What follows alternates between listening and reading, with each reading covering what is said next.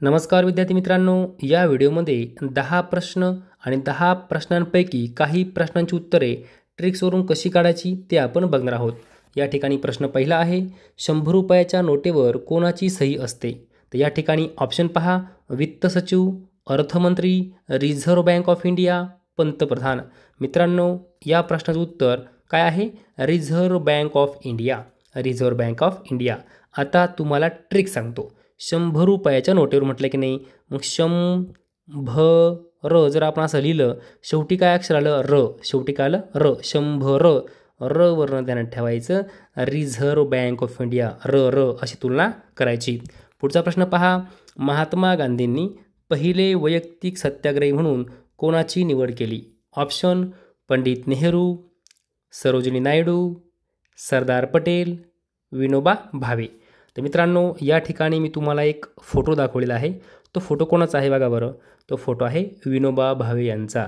या ठिकाणी योग्य उत्तर आहे विनोबा भावे. महात्मा गांधींनी पहिले वैयक्तिक सत्याग्रही म्हणून विनोबा भावे यांची निवड केली होती.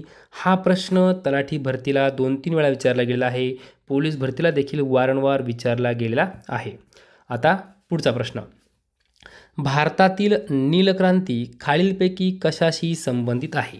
ऑप्शन पहा, दूध, रेशीम, मत्स्योत्पादन, अन्नधान्य. आता बघा, सांगा उत्तर काय असणार आहे? फोटो पहा आणि उत्तर सांगा. तर योग्य उत्तर आहे मत्स्योत्पादन. मत्स्योत्पादन. भारतातील नीलक्रांती मत्स्योत्पादनाशी संबंधित आहे.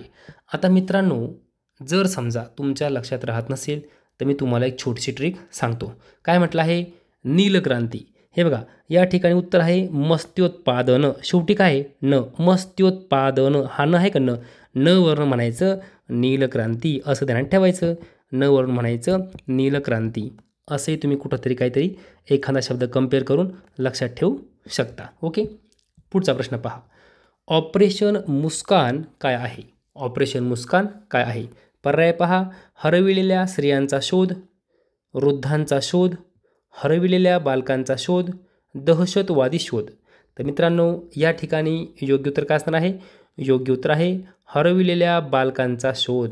ऑपरेशन मुस्कान, हरविलेल्या बालकांचा शोध. पुढचा प्रश्न पहा, रायगड जिल्ह्यात किती अष्टविनायक मंदिर आहे? रायगड जिल्ह्यात किती अष्टविनायक मंदिर आहे? मित्रांनो, पर्याय पहा, 1, 3, 4, 2. तर या ठिकाणी योग्य उत्तर सांगण्यापूर्वी मी तुम्हाला एक ट्रिक सांगतो आणि ट्रिक सांगितल्यानंतर तुम्ही उत्तर सांगायचं आहे. बघा काय म्हटलं आहे? रा, य, ग, ड. रायगड जिल्ह्यात. आता काय करायचं मित्रांनो, हे शब्द खोडून टाकायचे. काय? ड खोडला, ग खोडला, य खोडला, काना खोडला. काय उरला? र उरला. र. आता हा र काय सारखा आहे? असा र आहे बरोबर की नाही? हा र कोणत्या अंकासारखा दिसतो तुम्हाला? 2 दिसतोय का नाही बघा बरं. हा 2 आणि हा र सारखाच आहे की नाही? अशी तुलना करायची. मग यावरून ध्यानात ठेवायचं, रायगड जिल्ह्यामध्ये 2 अष्टविनायक मंदिर आहे. या ठिकाणी जो र आहे, या र वर्ण अशी 2ची तुलना करायची, कारण हा र 2 सारखा दिसायला आहे. ओके, असं थोडंसं लक्षात ठेवायचं आहे. पुढचा प्रश्न पहा, खालीलपैकी कोणते ठिकाण हे संत तुकाराम महाराज यांचे समाधीस्थळ आहे? मित्रांनो, ऑप्शन पहा, आळंदी, पैठण, पंढरपूर, देहू. तर मित्रांनो, या ठिकाणी योग्य उत्तर काय असणार आहे? योग्य उत्तर आहे देहू. या ठिकाणी संत तुकाराम महाराज यांचे समाधीस्थळ आहे. देहू. देहू. पुढचा प्रश्न पहा, भारताचे लोहपुरुष म्हणून कोणाला ओळखतात? हा प्रश्न वारंवार पोलीस भरतीमध्ये विचारला गेलेला आहे, तलाठी भरतीमध्ये विचारला गेलेला आहे. ऑप्शन पहा, वल्लभभाई पटेल, पंडित नेहरू, लोकमान्य टिळक, मोरारजी देसाई. मित्रांनो, तुम्हाला मी एक फोटो दाखवतो. आता उत्तर सांगा. का उत्तर असणार आहे? तर हा फोटो आहे सरदार वल्लभभाई पटेल. सरदार वल्लभभाई पटेल यांचा. मग भारताचे लोहपुरुष म्हणून कोण ओळखतात? तर सरदार वल्लभभाई पटेल. पुढचा प्रश्न पहा, राष्ट्रगीत राष्ट्रगीत जन गण मन हे सर्वप्रथम कधी गायले गेले होते?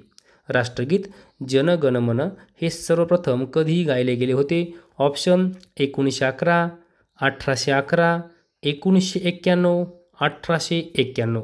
तर या ठिकाणी योग्य उत्तर आहे 1911. 1911 मध्ये राष्ट्रगीत जन गण मन हे गायले गेले होते. पुढील प्रश्न मित्रांनो, हा आपला शेवटचा प्रश्न आहे. पहा, भुंगा. भुंगा या शब्दाचा समानार्थी शब्द कोणता? या ठिकाणी ऑप्शन आहे पक्षी, कीटक, मिलिंद, भोंगा. या ठिकाणी मित्रांनो योग्य उत्तर आहे 3 नंबर पर्याय मिलिंद. मिलिंद. भुंगा या शब्दाला समानार्थी शब्द आहे मिलिंद. मिलिंद. विद्यार्थी मित्रांनो, आपण 10 प्रश्न पाहिले. 10 प्रश्नांपैकी काही प्रश्नांची उत्तरे ट्रिक्सवरून कशी काढायची ते बघितलं. तुम्हाला ट्रिक्सवरून जर उत्तरं काढायचे आपले आवडले असेल तर नक्की लाईक करा, शेअर करा, सबस्क्राईब करा. त्याचबरोबर मित्रांनो, अजून काही थोडीशी माहिती आहे ती पेपरला विचारली गेली आहे. अशी माहिती जी डॉक्टर बाबासाहेब आंबेडकर यांच्याबद्दल आहे. बघा, या ठिकाणी डॉक्टर बाबासाहेब आंबेडकर यांच्याबद्दल माहिती आहे. पहा, त्यांचे आहे ग्रंथसंपदा. शूद्र कोण होते? शूद्र कोण होते? बुद्ध अँड हिज धर्म असा प्रश्न आला होता की बुद्ध अँड हिज धर्म हे कोणाचं आहे? डॉक्टर बाबासाहेब आंबेडकर यांचं आहे. पुढे पहा, riddles in Hinduism. Riddles in Hinduism. त्यानंतर थॉट्स ऑन पाकिस्तान यावर पोलीस भरतीला प्रश्न विचारला गेला आहे की थॉट्स ऑन पाकिस्तान हे पुस्तक कोणाचं आहे? तर डॉक्टर बाबासाहेब आंबेडकर. डॉक्टर बाबासाहेब आंबेडकर. पुढचा प्रश्न पहा, caste in India. Caste in India doctor Babasaheb Ambedkar. त्यानंतर problem of the rupee. Problem of the rupee हे कोणाचं आहे? तर डॉक्टर बाबासाहेब आंबेडकर. लक्षात ठेवायचं आहे डॉक्टर बाबासाहेब आंबेडकर यांचं आहे. यावर प्रश्न विचारला गेलेला आहे. पुढचा प्रश्न, द अनटचेबल. द अनटचेबल कोणाचं आहे? तर डॉक्टर बाबासाहेब आंबेडकर यांचं आहे. त्यानंतर पहा, डॉक्टर बाबासाहेब आंबेडकर यांचा जन्म कधी झाला? 14 एप्रिल 1891. कोठे झाला? महू या ठिकाणी झाला. कोणत्या राज्यात झाला? मध्य प्रदेश राज्यात झाला. लक्षात ठेवायचं आहे. तिन्ही टॉपिकवर प्रश्न विचारला गेलेला आहे. कधी झाला? 14 एप्रिल. कोणत्या वर्षी? 1891. कोठे? महू या ठिकाणी. कोणत्या राज्यात? मध्य प्रदेश. हे सर्व महत्त्वपूर्ण आहे. पुढे पहा, मूळ नाव काय होतं? भीमराव रामजी सकपाळ. भीमराव रामजी सकपाळ हे त्यांचं मूळ नाव होतं. त्यांच्या वडिलांचं नाव काय होतं? रामजी मालोजी सकपाळ. रामजी मालोजी सकपाळ. यावर तलाठी भरतीला प्रश्न विचारला गेलेला आहे मित्रांनो. ओके, हे लिहून ठेवा कारण महत्त्वपूर्ण आहे. रामजी मालोजी सकपाळ. पुढे पहा, त्यांच्या आईचे नाव काय होते? भीमाबाई रामजी सकपाळ. भीमाबाई रामजी सकपाळ. मूळ गाव कोणतं त्यांचं? मूळ गाव आंबवडे. आंबवडे कुठे येते? रत्नागिरी जिल्ह्यात. मूळ गाव आहे आंबवडे, रत्नागिरी जिल्ह्यामध्ये. आणि मित्रांनो, यावर प्रश्न विचारला गेलेला आहे. त्यांचं मूळ गाव कोणतं होतं? यावर वन लायनर पोलीस भरतीला प्रश्न विचारला गेलेला आहे. त्यानंतर त्यांनी 20 जुलै 1924 बहिष्कृत हितकारणी सभेची स्थापना केली होती. कशाची? बहिष्कृत हितकारणी सभा. बहिष्कृत हितकारणी सभेची स्थापना डॉक्टर बाबासाहेब आंबेडकर यांनी केली होती. कधी? 20 जुलै 1924. त्यानंतर बहिष्कृत हे पाक्षिक सुरू केलं होतं. बहिष्कृत हे पाक्षिक डॉक्टर बाबासाहेब आंबेडकर यांनी सुरू केलं होतं. कधी? 3 एप्रिल 1927. 3 एप्रिल 1927.